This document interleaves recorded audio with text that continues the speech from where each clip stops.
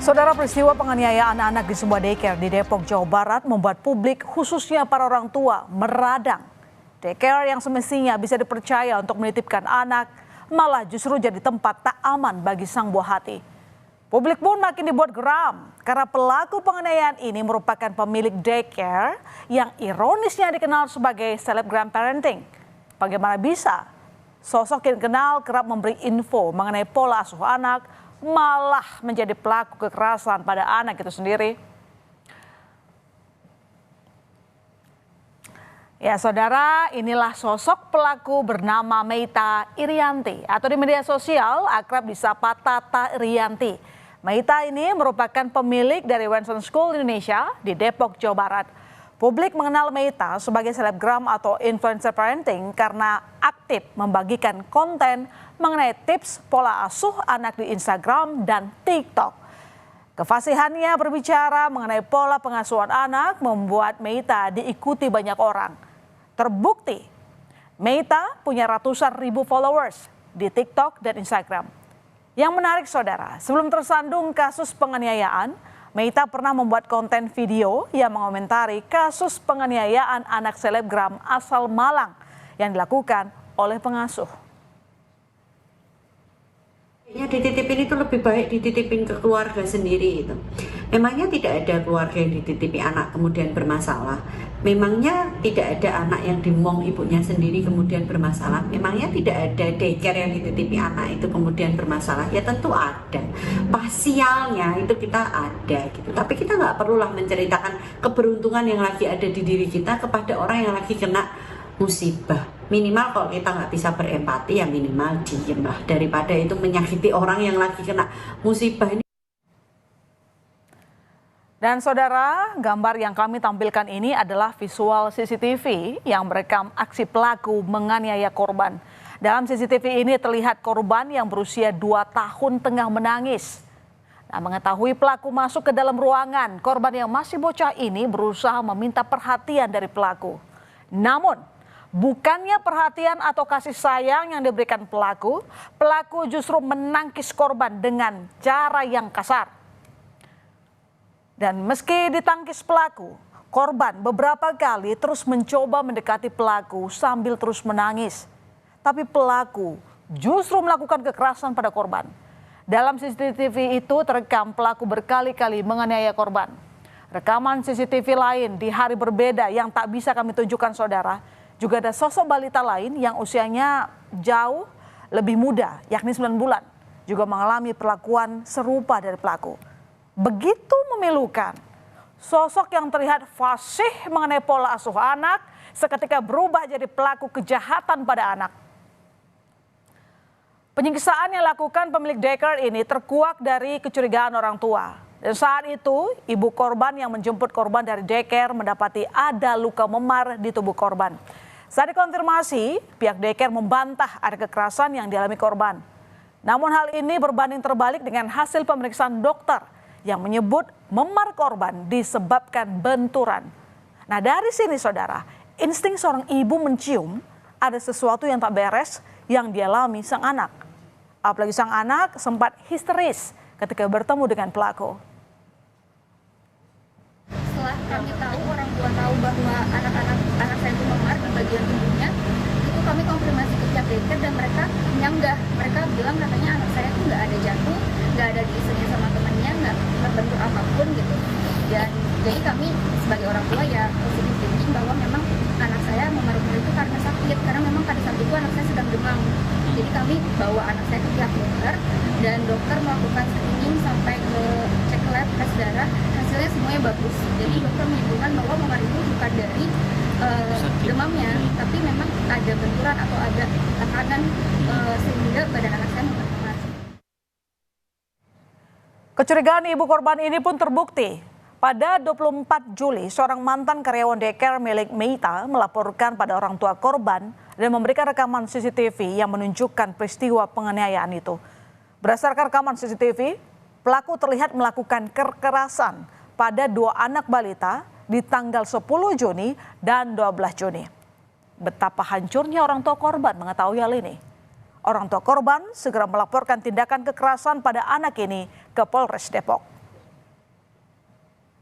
orang yang melaporkan, yang staf di sana. Karena disampaikan anak ini kalau ngelihat si pelaku katanya terus teriak histeris. CCTV sudah, jadi CCTV ini diberikan dari staf daycare yang melaporkan kepada kita, sudah kita simpan dan sedang kita analisa. Selain melapor ke Polres Depok, salah satu orang tua korban yang lain juga ikut melaporkan kasus penganiayaan ini ke Barreskrim Polri. Sambil menangis, ayah korban mengungkap jika sang anak yang masih berusia 9 bulan mengalami kekerasan yang menyebabkan beberapa bagian tubuh seperti kaki dan telinga terluka. Ia pun tak bisa membayangkan bagaimana dampak kekerasan ini pada tumbuh kembang sang buah hati. Pernah ada suatu ketika kaki anak saya, kakinya seperti keseleo atau kesandung salah satunya. Jadi kalau Anda berjalan kakinya tidak mantap, nah seperti itulah. Anak saya belum bisa berjalan, tapi sudah bisa merangkak dan sudah bisa berdiri dengan cara pegang tembok. Tapi pada hari itu seperti tergantung sebelah kakinya. Gitu. Saya tidak tahu itu kenapa. Nah, setelah saya lihat videonya, ada salah satu video kaki anak saya diinjak. Dan saudara, polisi akhirnya menetapkan pemilik daycare Meita Irianti sebagai tersangka pelaku penganiayaan balita. Tak ada ucapan maaf yang disampaikan tersangka. Pelaku hanya terdiam saat dibawa polisi. Meita Irianti ditangkap pada Rabu malam di rumahnya tanpa ada perlawanan. Meita mengakui perbuatannya telah menganiaya balita di daycare miliknya. Polisi menyebut ada 2 anak yang menjadi korban penganiayaan, yakni usia 2 tahun dan 9 bulan. Karena hilaf, jadi dalih Meita Irianti melakukan penganiayaan pada 2 balita di daycare-nya. Namun dalih ini tak begitu saja dipercaya polisi. Karena ada indikasi pelaku lebih dari sekali melakukan kekerasan. Lantaran ada 2 balita yang mengalami penganiayaan. Selain itu saudara, dari rekaman CCTV, pelaku terekam melakukan kekerasan di tanggal yang berbeda. Nah, polisi masih akan mendalami motif Meita ini dan menyelidiki apakah ada korban-korban yang lain. Mengingat terdata ada 10 anak yang dititipkan di daycare Meita ini.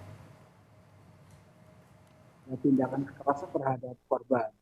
Lalu dari CCTV ada 3 CCTV yang kita lihat di tanggal yang berbeda, sehingga ini kita menduga ada beberapa korban yang mungkin masih belum terungkap. Kemarin kita sudah menghubungi salah satu keluarga korban dan sudah melakukan pelaporan, sehingga sampai saat ini ada 2 korban yang sudah melapor ke kita, dan nanti kita akan dalami lebih lanjut apakah ada korban yang Salah satu guru daycare milik Meita menyayangkan kasus yang tengah membelit Meita. Guru yang minta identitasnya dirahasiakan ini saudara menyebut Meita punya 2 kepribadian berbeda. Di depan orang banyak, terutama followersnya, Meita menunjukkan kepribadian yang bijak dan kerap memberikan wejangan. Namun setelah kasus penganiayaan ini terbongkar, sosok lain dari kepribadian Meita juga ikut terkuak. Perilaku Meita justru tidak mencerminkan sebagai influencer parenting. Buntut dari kasus penganiayaan balita di daycare ini, Dinas Pendidikan Kota Depok merekomendasikan penutupan daycare Wensen. Terungkap ternyata saudara, daycare Wensen milik Meita Irianti ternyata hanya mengantongi izin pendidikan anak usia dini atau PAUD. Sedangkan izin daycare tidak tercatat di Dinas Pendidikan. Kepala Disdik Kota Depok mengakui keberadaan daycare Wensen yang berjalan tanpa izin adalah kelalaian pihaknya. Ini memang tidak berizin, ya. Yang berizin adalah kelompok bermainnya. Tapi itu pun kita evaluasi dan kami sudah rapat dengan Dinas Perizinan. Dinas Pendidikan merekomendasikan untuk ditutup lembaga ini. Kelemahan kita bersama nih, kontrol masyarakat juga luput gitu ya. Yang seharusnya kelompok bermain tapi ada daycare. Kita juga baru mengetahui ada daycare ini ya ketika kasus ini ada gitu. Kasus penganiayaan balita di daycare ini membuat para orang tua yang menitipkan anaknya di daycare milik Meita dihantui rasa cemas dan was-was. Mereka khawatir jika selama menitipkan anaknya di daycare, sang anak justru jadi korban kekerasan. Akibatnya, Sejumlah orang tua yang menitipkan anaknya di Wenson School, Cimanggis, Depok, memilih memindahkan anak mereka. Sebenarnya udah nggak feeling, sudah bilang ke istri ya dari awal, kok anak nangis terus setiap mau masuk ya kan. Nah, timbullah berita itu, kita jadi penasaran. Nah, makanya kita kesini bertemu orang tua wali murid juga banyak lagi di kafe sini nih. Mas, gitu. akan ada rencana untuk menarik anak atau mengeluarkan dari sekolah? Oh, udah pasti, udah stop aja. Ya, daycare sebenarnya solusi bagi para orang tua yang tak punya pilihan untuk menitipkan anak ketika harus ditinggal pergi untuk mencari nafkah. Sebenarnya saudara, sesuai dengan amanat Undang-Undang Kesejahteraan Ibu dan Anak yang baru disahkan pada 4 Juni 2024 pada pasal 30 yang menyebut tempat kerja harus memastikan ketersediaan tempat penitipan anak agar ibu dapat bekerja dengan tenang. Namun jika memang tidak ada fasilitas tempat penitipan anak di tempat kerja, orang tua mesti benar-benar selektif memilih daycare untuk buah hati. Kasus penganiayaan balita oleh pemilik daycare di Depok, Jawa Barat ini menjadi pelajaran bagi kita bersama. Bagi orang tua, penting untuk tetap selektif memilih daycare dan tak mudah silau dengan janji manis public figure. Dan bagi pihak-pihak berwenang, kasus ini harus jadi evaluasi dalam melakukan peran pengawasan. Karena jangan sampai anak yang lagi-lagi harus jadi korban.